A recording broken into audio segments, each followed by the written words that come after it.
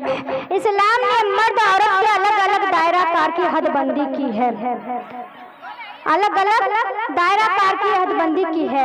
इस्लाम ने मेरे एक बेगुबार सच्चाई है कि हर औरत का अज़ल से कोई ना कोई रिश्ता मर्द के साथ हमेशा से रहा है। वो माँ बनी तो बेटे के साथ, बीबी बनी तो शोहर के साथ, जो माँ बनी तो बेटे के साथ, बीबी बनी तो शोहर के साथ, बहन बनी तो भाई के साथ, बेटी बनी तो बाप के साथ।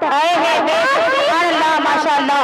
अगर बाप की निगरानी में है तो बाप उसके मुहाफिज किफायत करने वाला है।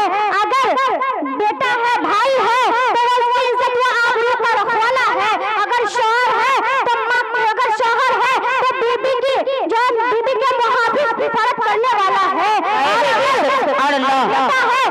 की खिदमत करना उसका पहला फर्ज और वो माँ के दिल का सुकून पाता है। मेरे इस्लाम की मुक़द्दस शहज़ादी वो औरत ही है जिसकी निस्बत हुज़ूर रहमत आलम सल्लल्लाहु अलैहि वसल्लम से थी।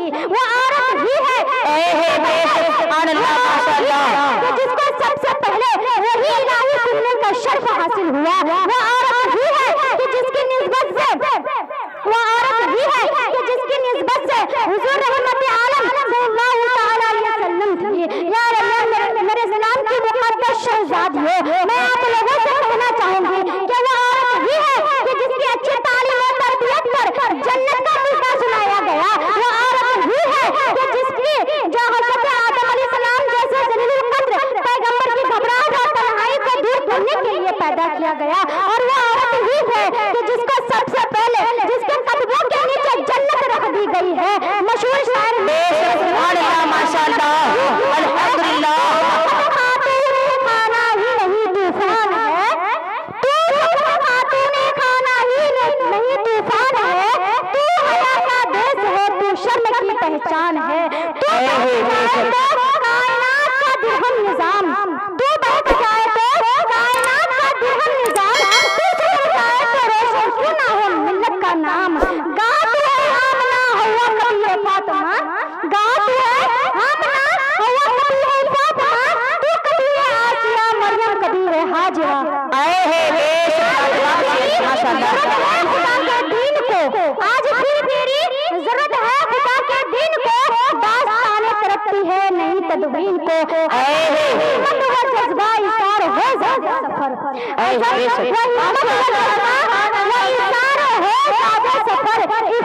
इस्मत मेरी पहचान हो हर काम पर। आज फिर आए नूर है इस्लाम पर नाजुक मुकाम, आज फिर आए नूर है इस्लाम पर नाजुक मुकाम। आओ बन जाए दिले जान से मोहम्मद के गुलाम। मेरे माशाअल्लाह। हुजूर नबी करीम सल्लल्लाहु अलैहि वसल्लम ने फरमाया कि एक नेक औरत 1000 बुरे मर्दों से बेहतर होती है। और क्यों ना हो, जो औरत नेक होती है उसका आदर पाक व साफ होता है, उसकी गोद में दाग होती है तो उसकी गोद में परवरिश पाने वाले बच्चे नेक साले और आशिक रसूल होते हैं। और ऐसी पाकीज़ा दूध पीने वाली बेटियां हज़रत राबिया बसरिया की मजहर और उनकी नमूना होती है। अगर माँ और उसके बरखिलाफ अगर माँ शोहर हो, बदचलन और बदअखलाक हो, बेहया और बेशुमार हो तो बसा औकात ऐसे ही गोद में नाफरमान और शर्किश बच्चे जन्म लेते हैं जो पूरे कौम के लिए बोझ और मुसीबत बन जाते हैं, जो अपने मुल्क और मिल्लत और दर्दार दब्बे की मानद होते हैं। इसलिए नबी करीम सल्लल्लाहु अलैहि वसल्लम ने फरमाया कि बच्चे की सबसे पहली दरसगा माँ की गोद है, माँ की गोद है। बस जैसी गोद होगी वैसे ही औलाद होगी। अपने काम को समझो, अपनी इज्जत व आबरू के वक़ार को समझो। खुदारा अपने वक़ार को बर्बाद मत करो, फितना फसाद झगड़ा मत करो, बिना ज़ेर घर से बाहर कदम मत निकालो, गैर महरीमों की तरफ निगाह उठाकर मत देखो। अपने औलाद की अच्छी यानी दीनी और इस्लामी तरबियत करो तो इंशाअल्लाह तुम्हारे गोद में हज़रत सलाहुद्दीन अय्यूबी ना सही मगर उनका सानी जरूर पैदा हो सकता है।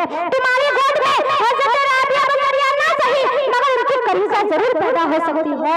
अल्लामा इकबाल ने क्या ही खूब फरमाया है, आज भी हो जो इब्राहिम सा इमाम पैदा, आज भी हो जो इब्राहिम सा इमाम पैदा, आप कर सकती है अंदाज़े गुलिस्ता पैदा। मेरे इस्लाम की मुक़द्दस शहज़ादियों, आइए मैं इसी पर आप लोगों को एक पुरनूर वाक़या सुनाऊं कि हज़रत सैयदना ख्वाजा कुतुबुद्दीन मुख्तार काकी रहमतुल्लाह अलैह एक बाकरामत बुजुर्ग गुजरे हैं। बोल रहे मेरे सर एक बार तौबा इस्तग़फ़ार पढ़ ले। अस्तग़फ़िरुल्लाह